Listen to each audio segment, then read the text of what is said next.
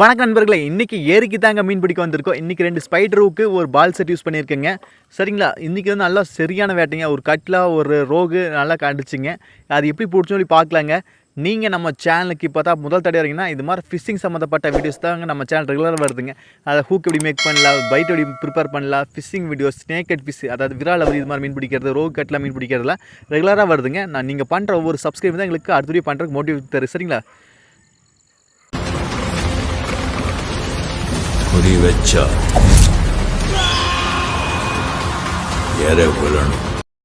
நாங்கள் வந்து இன்றைக்கி என்ன பைட் யூஸ் பண்ணிக்கிறோம் அப்படின்னா, சத்து மாவு, கோதுமை தவிடு, மைதா மாவு, ஜிலேபி பவுட்ரு, அப்புறம் நம்மளுக்கு எசன்ஸ் யூஸ் பண்ணியிருக்கோம். இதோட ஃபுல் வீடியோ வந்து நம்ம சேனலில் வீடியோ போட்டு செக் பண்ணி பாருங்கள். சரிங்களா, அப்புறம் பால் செட்டு, ஸ்பைடர் ஹூக் இது மாதிரிலாம் நம்ம எப்படி நம்மளே மேக் பண்ணலாம்னு சொல்லி கூட வீடியோ போட்டுருக்கு, செக் பண்ணி பாருங்கள். நம்மளுக்கு இன்றைக்கி ஒரு ரோகு அடிச்சிருச்சு பாருங்கள். ஃபஸ்ட்டு வாட்டர் சுற்ற ஆரம்பிச்சிருச்சு. வாட்டர் ஸ்டக்காய் சுற்றுது. ஏன்னா நம்மளுக்கு வந்து அது கீழே வந்து பில்லு இருக்கிறனால நல்லா பிடிச்சிக்குது. இப்போ நம்ம ஆள் வந்து நான் லேண்டிங் பண்ண ஆரம்பிச்சிட்டாரு நம்ம தலைவர். இப்போ நம்ம எப்படி கறக்கிறான்னு பாருங்கள். கொஞ்சம் கொஞ்சமாக தான் கறப்பார். ஏன்னா மீன் வந்து கிராஸ் அடிக்குது. ஆமாங்க, மீன் வந்து அந்த பில்லு அந்த செடிகளாக இருக்குது சைடில், அங்கே போக பிளான் போட்டுருச்சு. அதனால் நம்ம ஆள் வந்து அப்படியே கிராஸாக லைட்டாக இழுக்கிறார். உங்களுக்கே தெரியும் நினைக்கிறேன் எவ்வளோ டைட்டாக இழுக்குதுன்னு பாருங்கள். உங்களுக்கு ஆப்போசிட்டில் கண்டிப்பாக ஒரு 1.25 கிலோ ரேஞ்சில் வருங்க இந்த மீன். நல்லா கிராஸ் மாட்டு தான் ஸ்ட்ரெயிட்டாக தான், ஆனால் டக்குன்னு வந்து கிராஸ் அடிச்சிருச்சு மீன். உங்களுக்கே தெரிஞ்சு நினைக்கிறேன் மெதுவாக தான் கறக்கிறாரு. ஏன்னா அங்கே வந்து பில்லு செடிகளாக இருக்குது. நம்ம விசையை இழுத்தோம்னா அதோட வாய் வந்து சாஃப்டாக இருக்குங்க, கிழிஞ்சிட்டு வரக்கு அதிக வாய்ப்பு இருக்குது. அப்போ மீன் மிஸ் ஆயிரு. அதனால் வந்து அவர் மெதுவாக தான் கறக்கிறாரு. உங்களுக்கே தெரியும் நினைக்கிறேன். மீன் நல்லா கிராஸ் நல்லா வெடிக்குது. உங்களுக்கே தெரியும் நினைக்கிறேன். ஒவ்வொருத்தர் டக்குன்னு இழுப்பீங்க. டக்குன்னு இழுத்தா மீன் வந்து ஆப்போசிட்டில் நல்லா டஃப் கொடுக்கும்போது வாய் கிளியருக்கு அதிக வாய்ப்பு இருக்குது. சரிங்களா, இப்போ இந்த ஃபோக்கஸில் நல்லாவே தெரியும் பாருங்கள். அவர் வந்து எப்படி கறக்கிறான்னு பாருங்கள். உங்களுக்கே தெரியும் நினைக்கிறேன். நல்லாவே இருக்குங்க. இந்த ரோகு வந்து மாட்டினாவே மேல் மடத்துக்கு வந்துடும். மீன் விசை இழுக்கும்போது மெதுவாக இழுக்கும்போது கீழ் மடத்துக்கே போயிருங்க. ஏன்னா மீனோட நம்ம போக்கிலே வரும். நம்ம விசை இழுத்தோம்னா மீனோட போக்கில் போகுது. அதனால தாங்க இப்போ பார்த்தீங்கன்னா இங்கே பூரா பில்லு தான், சைடில் பூரா பில்லாத. ஆனால் அங்கே தான் போக பார்க்குது. எது மாட்டினாலும் சரி, மீன் ரோகாக இருந்தாலும் சரி, கட்லா வந்தாது. இதுக்கு முன்னாடி ஒரு கட்லா பிடிச்சோம், அந்த மீனும் அப்படியே தான் போச்சு. அதுக்கு ஆல்ரெடி வீடியோ போட்டிருக்கு, செக் பண்ணி பாருங்கள்.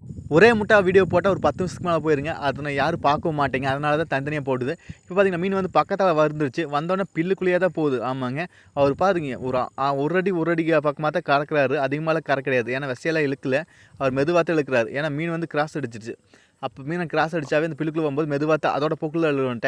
அந்த மீன் வந்து டயர்ட் ஆக்கி அப்புறம் தான் இழுக்கும். டயர்டு இல்லைன்னு நம்மளை பார்த்தோன்னே விசையை மடி இழுத்துட்டு போவார். இப்போ பார்த்தீங்கன்னா பக்கத்தில் வந்துருச்சு.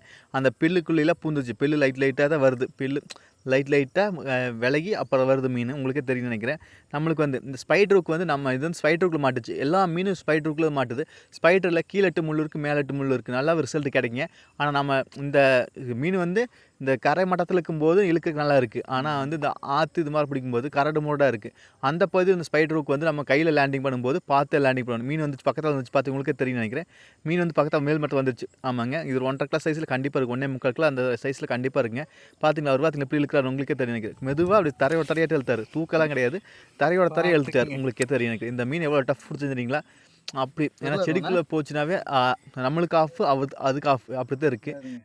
இது மாதிரி மெதுவாக கறந்தோம்னா நம்மளுக்கு அதிக பெனிஃபிட் கிடைக்கும். சரிங்களா, ஏதாவது டவுட்னா கண்டிப்பாக கான்வர்ஸில் கேளுங்க. இது மாதிரி ஸ்னேக் கெட்டு, அதாவது விரால் அவரி மீன் எப்படி பிடிக்கலாம் சிங்கிள் ஹூக்கில் அப்படின்னு சொல்லி தனியாக வீடியோ போட்டிருக்கு. அதே போல் இந்த ரோகு கட்லா மீன்கள் எப்படி பிடிக்கலாம் சொல்லி கூட வீடியோ போட்டு வருதுங்க. அப்புறம் பைட் நாங்களே மேக் பண்ணுறோம், நல்லாவே ரிசல்ட் கிடைக்குதுங்க. அதுக்கு பைட் ப்ரிப்பரேஷன் வீடியோஸ் வந்து போட்டிருக்கு, செக் பண்ணி பாருங்கள். அப்புறம் ஏதாவது டவுட்னா கண்டிப்பாக கான்வர்ஸில் கேளுங்க. இந்த ஸ்பைட் ரூக்கு, பால் செட்டு, ஃபீட் ரூக்கில் நம்மளே செஞ்சுக்கலாம். அதுக்கு வீடியோ போட்டிருக்கு, சிம்பிளாக செஞ்சுக்கலாம். அதுவும் வீடியோ போட்டு செக் பண்ணி பாருங்கள். நம்ம சேனல் புதுசாக சப்ஸ்கிரைப் பண்ணுறாதீங்க. சப்ஸ்கிரைப் பண்ணிவிட்டு பக்கத்தில் ஒரு பெல் பட்டன் வருங்க, அதை அழுத்தி ஆள் கொடுக்க மறந்துடாதீங்க. அப்போ தான் நாங்கள் போட்ட இது மாதிரி ஃபிஷிங் சம்மந்தப்பட்ட வீடியோஸ் ரெகுலராக வருங்க. சரிங்களா, மீண்டும் ஒரு நல்ல ஒரு சந்திப்பு நண்பர்களே. Bye, take care.